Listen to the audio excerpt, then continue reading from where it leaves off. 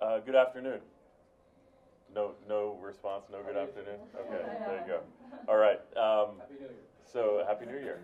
My name's Alex Caputo Pearl. I'm the president of United Teachers Los Angeles and a 22-year teacher in South LA and an LAUSD parent.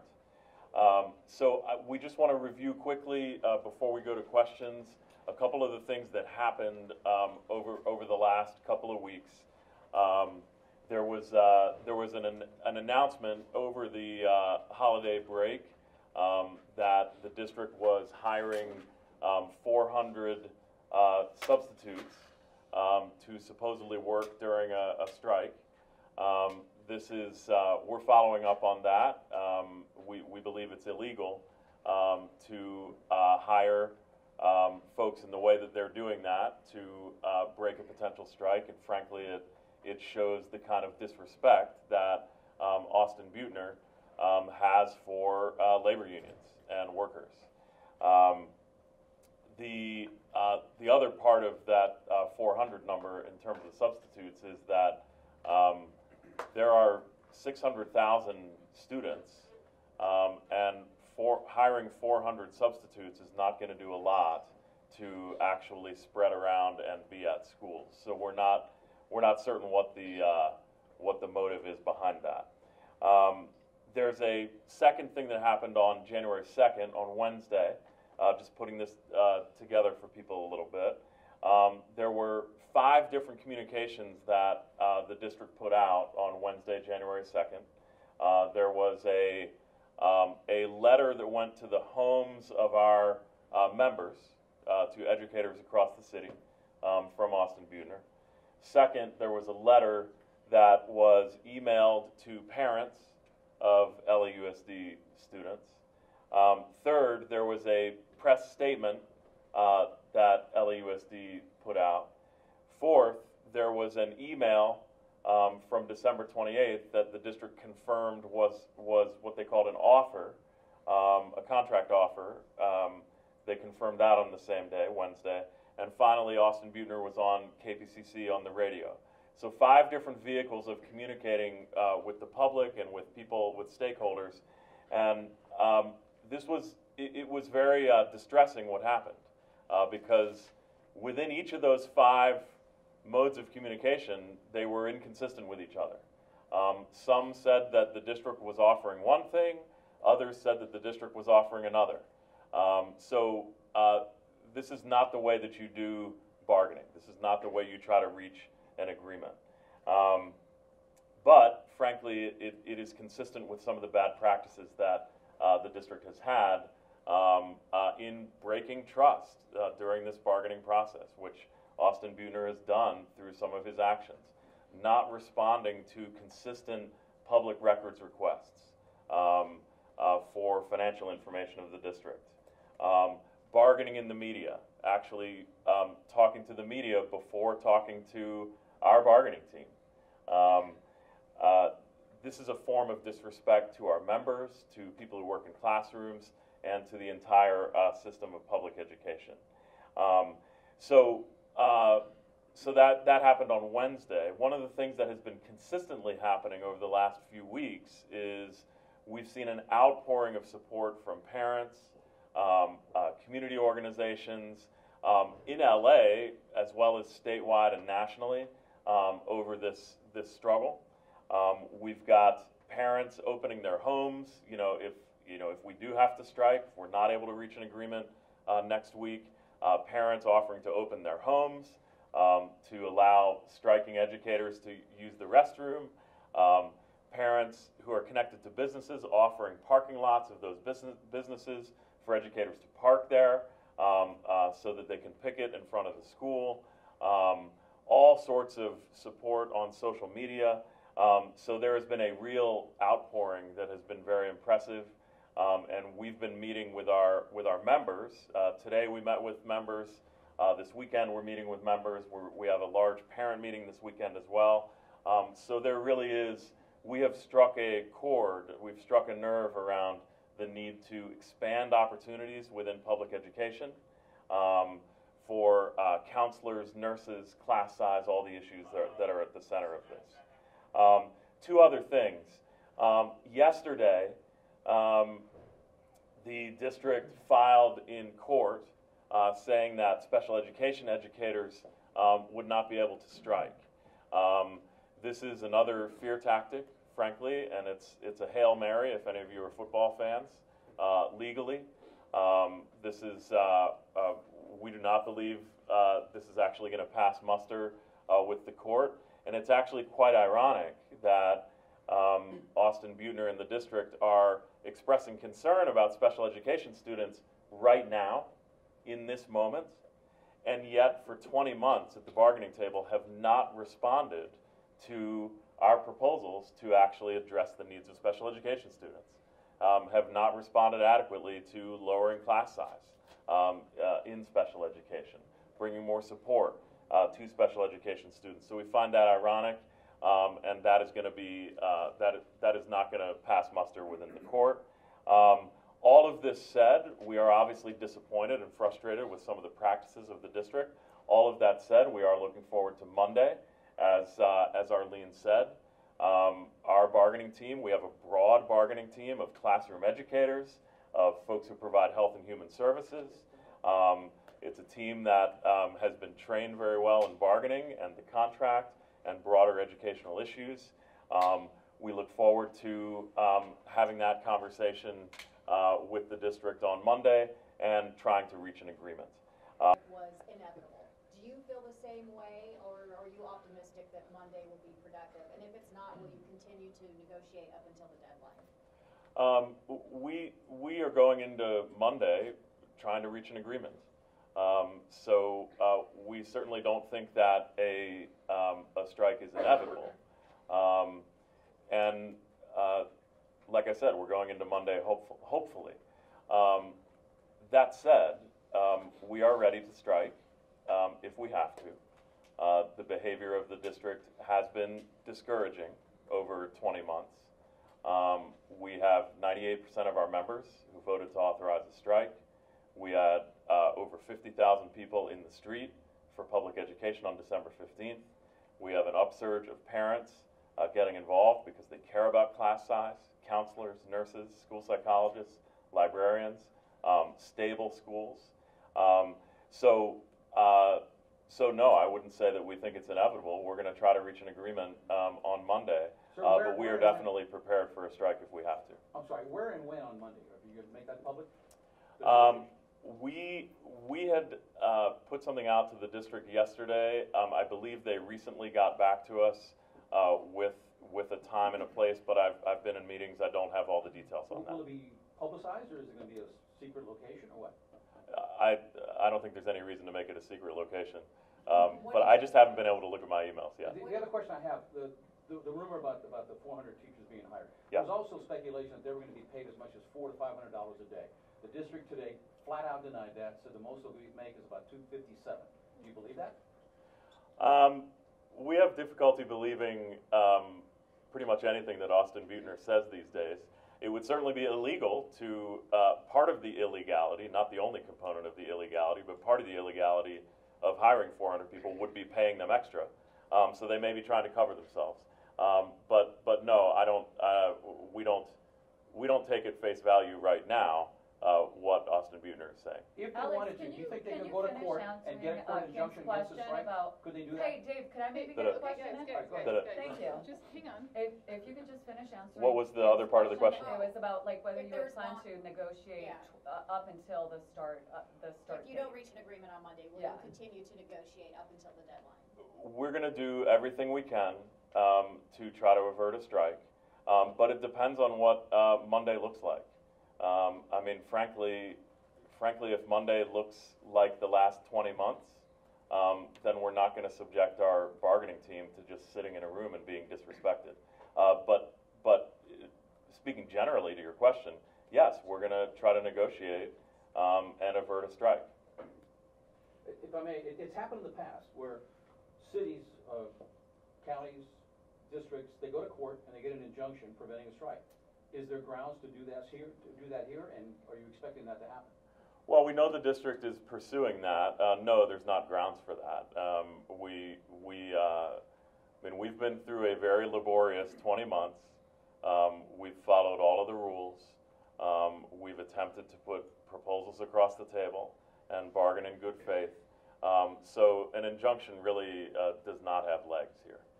Can you reiterate exactly what UTLA is looking for coming out of a Monday meeting? I mean, we know what they've offered. It does seem in line with what the fact-finding report said regarding the $30 million for added staff, 1 to 3% of the general fund, and the 6% salary raise with back pay. But, so tell me, I mean, is there a dollar amount to what exactly UTLA is looking for that would make this strike not happen after Monday? Well, a couple of things. I mean, actually, what was put across on December 28th wasn't that different from what had already been put across by the district back in October. The one difference is that they sort of landed on this 30 million number. $30 million is unacceptable. I mean, we appreciate clarity and them actually putting a number on things, but it's unacceptable in the sense that it's less than 2% of the almost $2 billion reserve. It also would only provide one additional staff member. $30 million would provide one additional staff member at only 1/3 of the schools in the city. And that one additional staff member, there'd have to be a choice made about whether it is a counselor or a school psychologist or a class size reduction teacher. That's unacceptable. You know, our main issues have been real clear.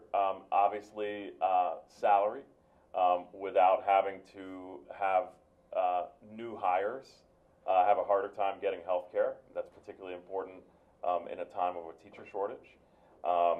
Class size is a huge issue, getting rid of Section 1.5, which allows them to unilaterally raise class sizes at any time. Funding for staffing, like school psychologists, librarians, counselors, nurses. I'll remind you all that 80% of our schools do not have a nurse full-time. So that's a third component. Issues of how much standardized testing is used that crowds out music, the arts, ethnic studies from the curriculum is certainly a big issue for us. And while only parts of the charter school question are bargainable, you all know that policy-wise we believe there should be a charter school cap. That's not part of bargaining. What is part of bargaining is there's got to be a way for, when a charter school comes onto a district campus, there's got to be a way for the district campus, the people at the district campus, parents, educators, et cetera, to have some say about what's happening on the campus. So those are some very key components, along with more decision-making for educators and parents over how school site monies are used. And we've had these out there for a very long time. Unfortunately, the district has only engaged a couple of them, and we're looking for a comprehensive set of responses to them. So you Alex, have a you said strike that fund? $30 million is unacceptable, is less than the 0.02 reserve. So what's your understanding as to, that's unrestricted funds, what's that money there for then? What are they gonna do with it? Well, we actually, I mean, this is a record-breaking reserve. LUSD has never had this amount of money in reserve before. It's over 25% of its budget in reserve. And it's actually grown steadily over the last 5 years, and has even grown on the district's own financial documents over the last 2 months. So 2017-18 ended with a $1.86 billion reserve. That's on district documents. Then in December at the school board meeting, district documents said $1.97 billion, so continuing to go up. What we are fearful of, particularly with Austin Buettner coming into the position that he is in as superintendent, being brought in by a majority on the school board that supports privatization and mass charterization of the school district. What we are concerned about is that the reserve is being held to create an atmosphere where cuts can be leveled at schools and more schools can be flipped over to charters that act in an unregulated way, often don't serve all of our students, don't operate with the same amount of financial transparency as other public institutions. That is what we're concerned about, is that in true corporate downsizing fashion, Buettner has a bunch of experience with this, of taking down institutions. In true corporate downsizing fashion, holding onto a reserve, creating a financial crisis and being able to move a privatization agenda. The superintendent said yesterday that half of that reserve is already designated for the salary increases that the district is willing to give the union. And the district goes farther to say if they were to agree to all of what you want, that the district would go into debt by over $1 billion. Yeah, we've heard all that. We don't believe it.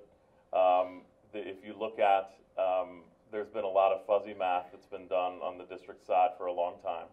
If you look at the last 5 years of what the district projected its reserve would be 3 years prior, they're off by hundreds of millions of dollars. I'll give you an example. 3 years ago, the district finance folks projected that they would have a $105 million reserve right now. $105 million reserve right now. They ended up with a $1.86 billion reserve. They were off by $1.7 billion. Isn't that a lot of, Okay. a lot of that depending on the So, economy well, and let the me tax finish. revenue? Let me finish. So no, we don't believe the district numbers on that. We believe there is ample money, especially when you put it together with over projections they've done within their books and supplies account, which is money that goes somewhere, but it isn't going towards classrooms. And when you take into consideration things like the district never pursuing the money that they're supposed to get from charter schools that are co-located, which is millions more dollars left on the table. There's money in LAUSD. Sir, if you strike, how long, and is there a strike fund for the teachers who do strike? The way to make a strike as short as possible is for the district to agree to actually invest in its own schools along the program that we have. That's the way to end the strike. There's no way to tell how long it will be. Our members, with the 98% vote and the activity we see at our schools and the support that we see from parents, our members are prepared to have a real struggle about this. But there's no way to project. Obviously, we would want it to be as short as possible. We know that parents will face some inconvenience around this. Like I said, we've seen an upsurge and an outpouring from parents that they are willing to experience that inconvenience in order to deal with a decade of disinvestment and privatization and try to turn that around. So parents being on picket lines with educators will also make it a shorter strike if we have to strike. About a strike What do you fund, say many to times people go on LAUSD strike, they have families a that are strike fund. actually concerned about the safety of their kids? Yeah. Or who, like you were saying, have no choice but to cross the picket lines and send their kids to school? We know that, and we've been very clear about this, we know that families have different circumstances. They may have financial circumstances, childcare circumstances, all sorts of different things that would make them arrive at a different choice about their child going to school. And we respect that. We know that there will be many parents who are supportive, but who, have their kids go to school. So again, we know that parents are going to make their own decisions about whether their child goes to school or not. What we're asking parents to do to show support is to be on the picket lines at the schools before school and after school. So question, Alex, Did we? I just wanted to clarify, has a meeting location been set and you just don't know the location yet, or it hasn't been agreed upon yet? I believe there was an email with a suggested place. Again, I've been in meetings with our members, so I have not been able to follow that email stream. So it's suggested I place, didn't- but I has think there's a and then they- suggested place, but it has not been decided upon yet. Yeah. so just on the legal filing, regarding special needs students, one, how many students are there in the district? Do they make up like 30% of special needs students? There's right now within LAUSD, to the best count that we can do, there's about 14.5% of LAUSD students fall into the special needs category. So it's a substantial number of students. And because of the federal consent decree that you're under, why is it that you believe that they don't have legal grounds to make sure those students, their IPPs are honored? So the district is contradicting itself around this claim. They filed this suit saying that the sky is going to fall. And then they got on the radio today and they said that everything's going to be smooth. But she's talking So specifically you about can't, special needs students. well, right. What makes you think that? well, right, and my response is that you can't have it both ways. I mean, they're throwing everything up against the wall to try to prevent educators from having the right to strike. One of our core bargaining proposals is to give more support to special needs students. One of our core policy proposals that we have spent days and weeks in Sacramento around is to have charter schools not be able to cream out special needs students. This is a years-long struggle that we have been on, and for the privatization supportive board of LAUSD, which has not responded to our bargaining proposals around special needs, and which has argued against legislation to have charter schools be more accountable to special needs students, for them suddenly right now, less than a week before a strike, to say that they're suddenly concerned about special needs students, it doesn't pass the giggle test. Can you just, Sorry, Ms. Holland, I agree with you completely, but the fact of the matter is, you have students who are nonverbal. You have students who, as opposed to typical students, those teachers know their kids. So it's a whole different idea of having a substitute teacher come in. So would you, as the, as the union at least, be understanding if that 14.5% of those teachers are allowed to go to school and serve the students that you're telling us you care about? The district says that they have a plan in place. Those educators are not going to have their fundamental rights to advocate, be a part of their union, especially when it has to do with advocating for those very students. They're not going to have their rights broken and messed with just because the district finds it convenient to bring up special needs students less than a week before a potential strike. Alex, I want to make sure I understood something you said earlier.